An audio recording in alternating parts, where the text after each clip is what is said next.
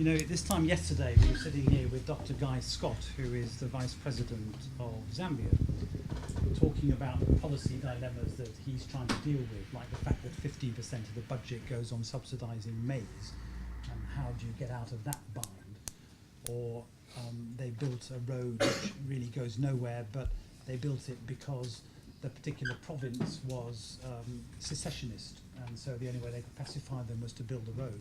And I think what's really interesting about this is it brings the work we do as a think tank and the work we've done in RAPID for the last 15 years right into the heart of the politics of policy making. And I suppose one interesting question is whether or not, I mean, how far do think tankers go down that route? And I see, you know, Duncan Green is in the room, and we've always been very careful at ODI to say we don't do advocacy. We don't do advocacy, you know, and this, in a sense, challenges us to think about that boundary between policy-oriented research and action, and how clear we can keep that separation. We've got 25 minutes. The rules are that please take a microphone. It might be better if you stand up because you won't be able to see each other from opposite ends. Say who you are, say something interesting, and then sit down again. Those are the rules. Duncan, you can be trusted, I think, to do all three of those things. Thank you. Duncan Green from Oxfam, and yeah, that was exactly my first point, that Chris Whitty at DFID says research for advocacy is an oxymoron, and you seem to have decided it's actually a good idea, so just, you know, discuss. But what I actually wanted to, the way you described it really reminded me of Oxfam's kind of approach to power analysis and designing an advocacy campaign. The context, the actors, the thing that's missing for me is that some changes are big and involve things which are currently off the table, and they require a different approach to evidence and knowledge to the shifts that are small and on the table. Shifts that are small and on the table, I think you can work perfectly well with here's the research, here's the cost benefit, go and do it. Things which are off the table, you have to wait for a scandal, you have to wait for something to fail, you have to wait for a leader to die or get elected out of office, and then you have to suddenly move and seize that window of opportunity. It's a much more discontinuous process and doesn't require new research. It requires rapidly and effectively recycling old research for effect. And I think CGD in Washington is very good at this. But it's a challenge to a research system which is built around new research and always coming up with new ways of getting your 800 quid a day or whatever. To actually say, no, if we want to influence advocacy, if we want to do advocacy, we actually have to do things differently.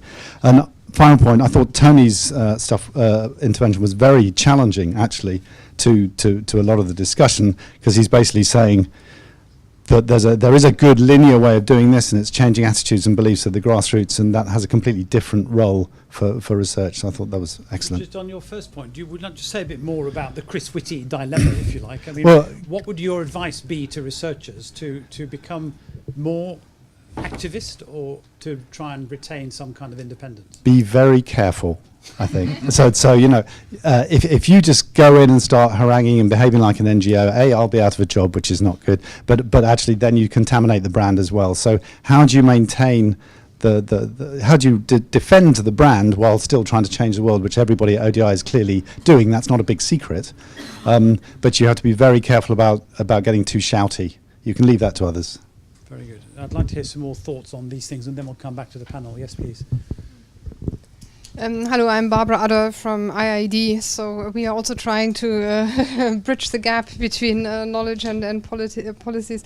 And I think I really liked your point about to whom are we actually giving the evidence? And I think there are sort of two models almost. One is to produce the evidence and the knowledge and then feed it directly into the policy process, and that works probably quite well where the topic is already on the table. The other issue is more about actually helping civil society to phrase and define issues and to feed knowledge into civil society processes. And you might call it advocacy, but it's actually advocacy through the back door, because it's not us doing the advocacy, but it's us supporting people in the South or in maybe here civil society in the UK to be better able to analyze and put into context this evidence and then use it in whatever way they see it fit. And I agree with you. I mean, researchers maybe don't have the legitimacy to do advocacy directly, and maybe we are not very good at that, but we certainly have a role to help other actors to get the evidence right and to help them formulate it and to then use it for advocacy. Now, I suppose part of the challenge here is that what a political analysis does is calls you as a researcher to ask different questions. I mean, is that something that you find in IIED? Yeah, certainly. I think it's a sort of interactive game in a way, and this is where these longer term issues come up, because you might identify an issue where you think you've got an easy answer to it, and as you start delving into it, it turns out to be much more complicated. And I think this is, I haven't read the book yet, but it didn't come out in your presentation to actually look at this process as a sort of staged process with many sort of loops, whereby you seem to have found a solution, but then actually new issues come up. And this is especially as it moves from sort of scientific knowledge of, what is the cause of avian flu and how can we best combat it, to what are the policy interventions to stop it, and do we need quarantine and for whom and when, for how long, and what are the trade-offs and what are the socioeconomic issues with these choices. And then you have to reanalyze the choices and come up with evidence that shows which of these choices will impact on whom. And it's sort of almost like a circular process that rolls on and sometimes ends nowhere and sometimes ends in a policy change. And one more reason for researchers not to reach a conclusion. That sounds terrifying. Who else wants to? Yes, please. There's been a great deal of research in social sciences. Who brings them back to book when practitioners go off the guidelines? I hope there will be somebody to bring them to book. Very good, thank you. Did you have your hand up? No? Yes, over there, and then we'll just pause.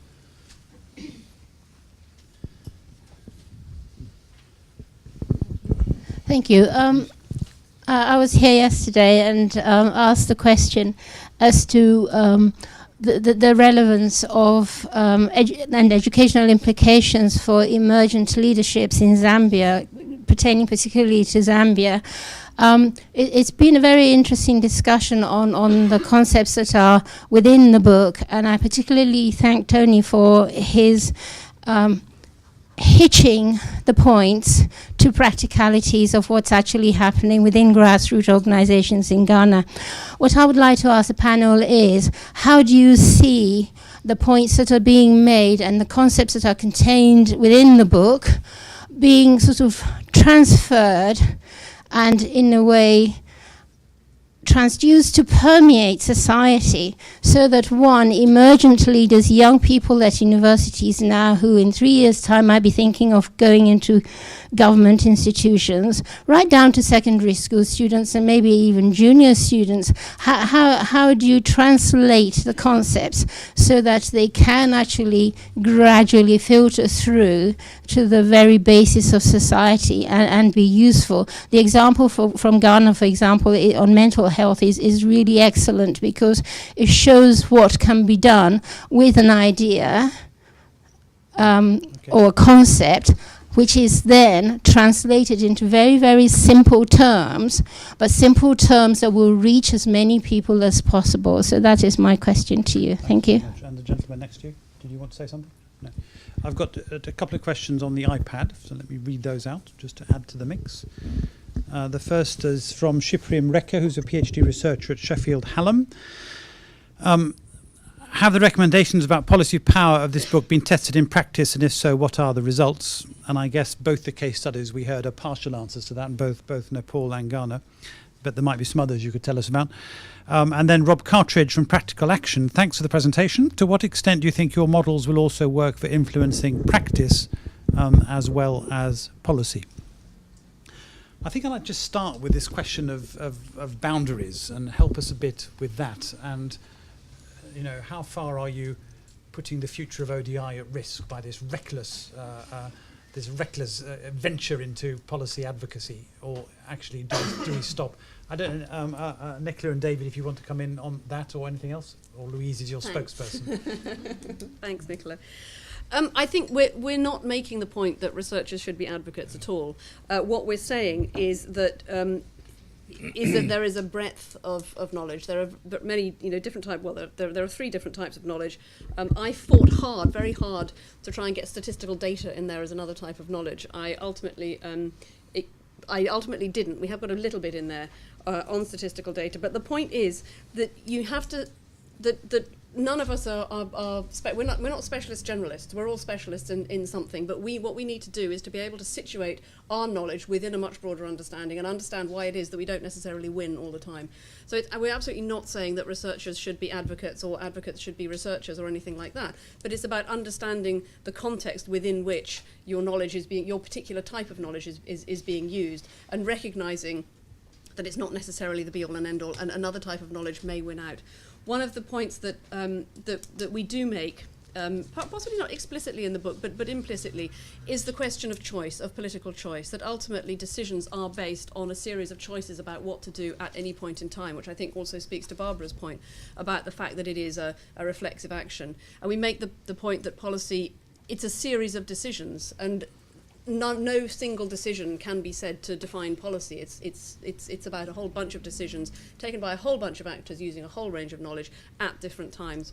And I guess it's just reinforcing that we're moving away from this linear model into a much more nuanced and reflexive and circular understanding of policy. Duncan's still looking sceptical. Do you want to come back? Well, I was just actually thinking about the World Microphone. Bank, which has gone.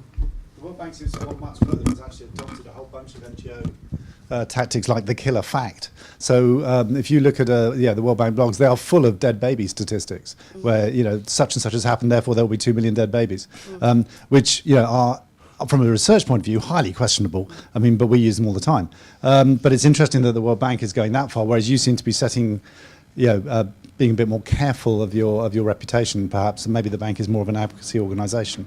But there is the question that maybe the kind of research that ODI does is not actually very effective in some situations. And then what do you do? I mean, if what politicians really want is, the $2 a day cow fact, and that's going to shift policy, is that a job for ODI? Or do you just continue to do 200-page papers about the iniquities of the common agricultural policy, which has no impact? I think it's a worthwhile question. We do a lot of very short, pithy, pointed background notes.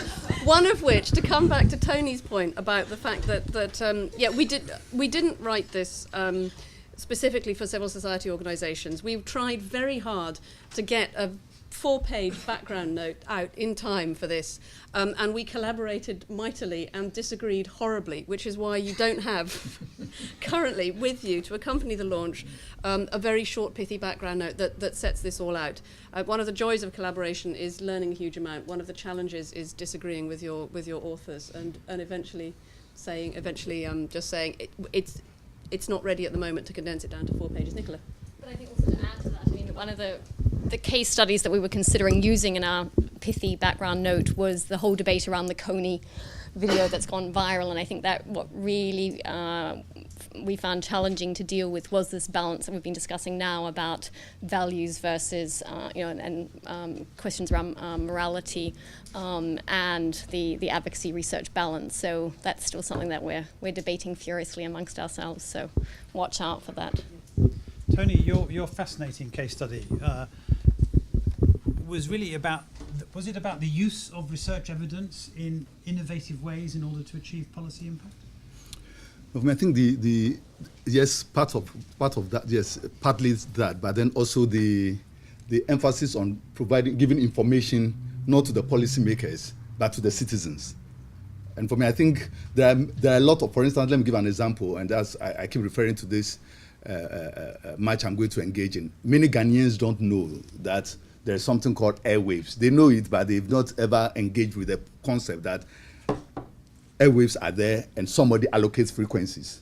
Okay, they know gold is there and they will be talking about gold. They know oil, they are talking about oil. But often people just assume that, the airwaves, and now we're trying to get people to know that the airwaves are there.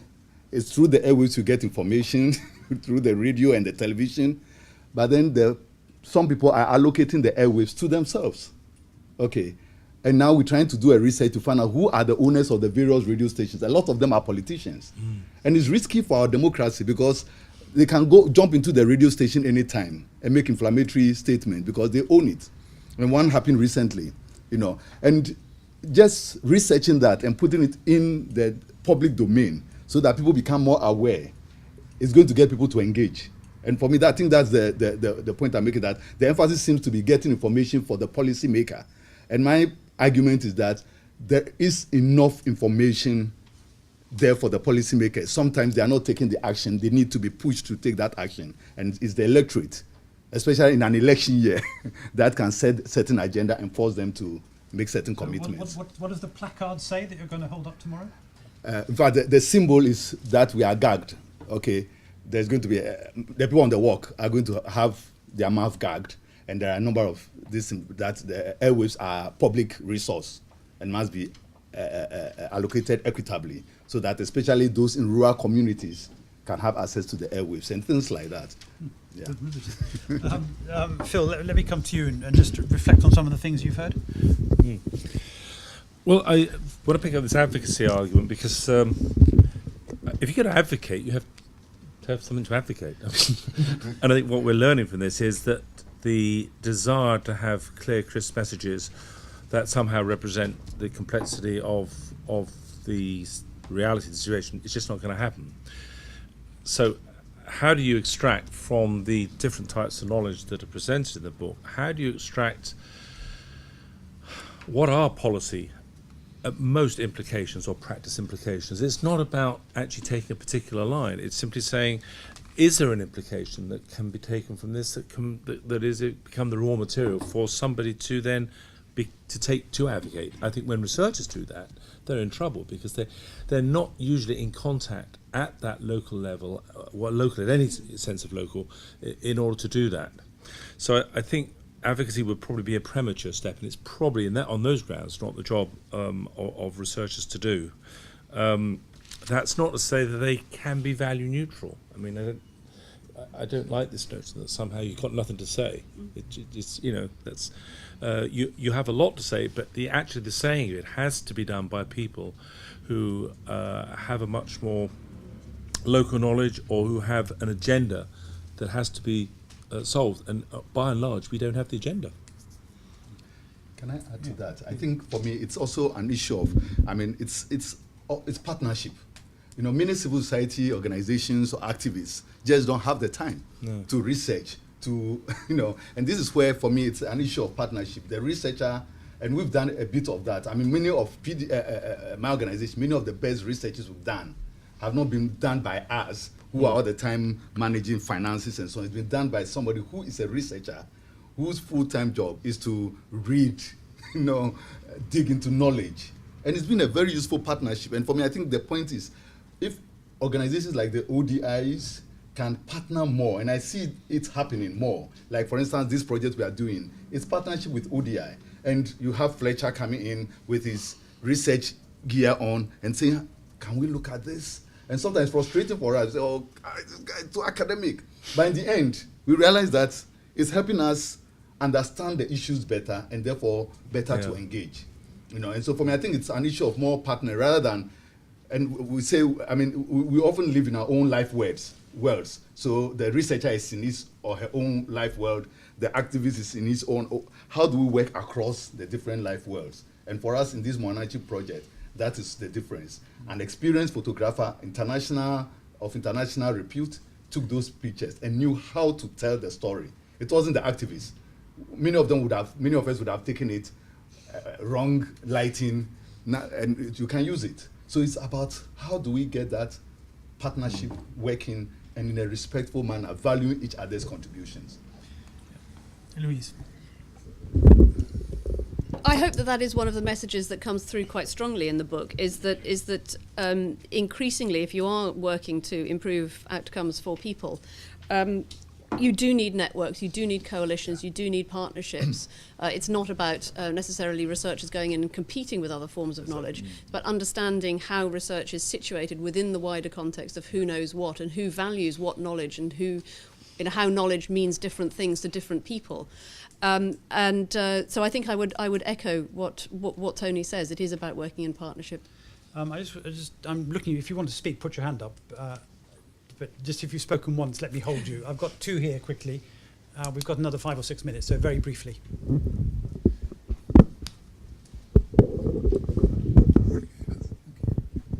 Duncan Ross from Street Invest and the Consortium for Street Children. I wanted to add, it was related to the research advocacy, and it's related to is the issue on the table or off the table, is throw in one more variable, which you're all very easy to deal with, but is whether you're at the table or not in the room. And that seems to talk a lot to what you're saying, that a lot of research, a lot of knowledge, a lot of evidence is rather useless in many people's hands unless they can do something with it, which brings us to the advocacy, and many people aren't at the table to use that. So this partnership, how do you bring it together, is really important for those of us who are trying to effect policy change based on knowledge and research. Yeah, I want to come back to that. It's a really interesting point. Last contribution for you, then we'll have a bit of time for the panel. Yeah. Beatrice Murray, I'm an independent consultant, but I used to work for ISIMOD in Nepal for many years. I was fascinated at this idea of bringing information back to the citizens rather than to the policymakers. I think it opens a whole area of who are the citizens and how homogeneous are they. But what I wanted to come back to was the idea of complexity that Barbara brought up, which is, I haven't read the book yet, but how you deal with the increasing complexity of issues. And specifically what I was picking up is your example of the Nepal petroleum, where you can see that this example shows you really nicely how your framework shows the complexity and shows many, many sides of things that people usually wouldn't be looking at in that way. It misses things like petrol isn't for cars as much as anything, it's for generators when the electricity is off, which it is for many, many hours. And generators are not just for rich people, they're also so that people can work. Even all the small shops have generators. So, you know, that's another whole complex part of that problem, and there are masses of things that I could add on with things like that, you know, including all the other petroleum products and the fact that it's not just cars and petrol, it's the linking to all the other petroleum products that people do try and use instead of wood if they can, and so on and so forth. So it's very complex, and how do you deal with that? Let's pick up that question. I'm going to go along the panel, but also this question of what do you do if the issue is not on the agenda? I mean, one of the hardest lessons I learned in 12 years running ODI was the point that you could sometimes say things which were research-based, which were extremely unhelpful and got the minister's back up, which happened to me on more than one occasion. And I learned a lot from Matthew Taylor, who ran IPPR for a long time, but was also running the number 10 policy unit. About the value of being opportunistic, actually, which is one of the things that you said, and having the same information but available in different formats and up to date and looking recent. But he talked about the role of think tanks as having three functions: the liquid, the solid, and the gaseous. And in the gaseous form, what a think tank does is to shape the zeitgeist. And in a way, it helps to get things onto the agenda. In the solid form, it provides really crunchy ideas. And in the liquid form, it kind of trickles down in the interstices of government and helps to get things done. And I always thought that was extremely useful. And I used to show all the ODI fellows before they went out for many years a video about how David King, who was then the chief scientist, worked with one of the London universities to change the policy on foot and mouth from, I mean, almost doing nothing to actually putting around a cordon and eliminating animals. And it was a really clever piece of scientific policy making, but through the back door, in which he convinced the Prime Minister, Tony Blair at the time, that something had to change, and the chief vet was sacked and a change was made. And I think I'd like us to reflect in the last minute you have each, or even less than a minute, starting with Annette, on just what's your advice to think tanks on how they play this game of working at the interface of politics and policy. So Annette first. I think coming back to your point, there's an issue about how we don't forget about the value of education and the importance of knowledge in the education, so that people who are working in this field as part of their training are given the skills they need to use knowledge, because I think that is missing a lot. The stakeholders thing is critical about all these different kinds of stakeholders that we work with, and when we have a book like this with policy in the title, not to lose sight of practice and public stakeholders, because they are critical to getting evidence into policy. And not getting too caught up in the advocacy thing, I think, because it's about everybody being better informed about the context in which they work, and that how much that becomes about advocacy is the contestable bit, but the key thing is about understanding better the field in which you work, and that makes you a better knowledge producer and a better knowledge user. Good, thanks very much. Yeah. Tony, just a minute. Yeah, for in terms of the interface between policy and politics, it's about the people. It's about preparing people, informing them, and getting, in my context, many politicians are getting away with murder because people are ill-informed, uninformed. So they can go say anything, and so the more we inform people, the more we put information out there, especially people who are affected by an issue. Like the example I gave about compensations being given to farmers. You know, they thought great amount of money, you know, money they've never seen before, but they've not projected that to 50 years. That's their livelihood, gone in one day, and they've been given some money that is going to last for 2 years. Okay, the more we get that sort of information across, the more people are going to fight for, you know, changing policies and also engage better with politics. Okay, thanks so much. Phil. The other point that Matthew Taylor often made was not only just be opportunistic, was to be persistent. Mm-hmm. And I can remember him and Alistair Campbell once saying that it doesn't matter what the message is, just keep saying the same message, which I think is extraordinarily dangerous, actually. And actually, foot and mouth was a very good example. We spent at least 3 months telling people that the cordons actually worked. And I once said, how do we know they worked? They said, well, we used them in 1967 at the last outbreak. And I said, well, did they work then? They said, no. So we were persistently giving a message that actually we, the government, that was not based in any notion of evidence, and David was extremely good at working those machineries of government, which is to say, yes, work the machinery of government, but please have a message that is defensible, that is credible, and that has some relationship to reality, which comes back to the point I think you're making about the different types of knowledge. And whose knowledge? By the way, there were people who did have the answer to it, and they were farmers in the Lake District who knew exactly how foot and mouth was transmitted, and also they also were very aware of the fact that it was often transmitted by air, not by people walking through and driving through areas. But nobody listened to the farmers in the Lake District. They just spent £11 billion killing all the animals and causing mayhem. That was not one of our policy successes. Louise. I should say that a title had a very strict word length limit from the policy press, so we did try and make it as... I mean, what we don't do in there is define who is a policymaker, and we don't define who is a practitioner. And we very carefully did not do that because it overlaps so much, and everybody, you know, we are also civil society. We're citizens and you know, policymakers and practitioners. So the boundaries are very blurred. On the complexity issue, I can't speak for Harry, I'm afraid, but particularly the final 2 chapters are deeply informed by complexity thinking, by an understanding of that. So I hope you would find that as you go through the chapters.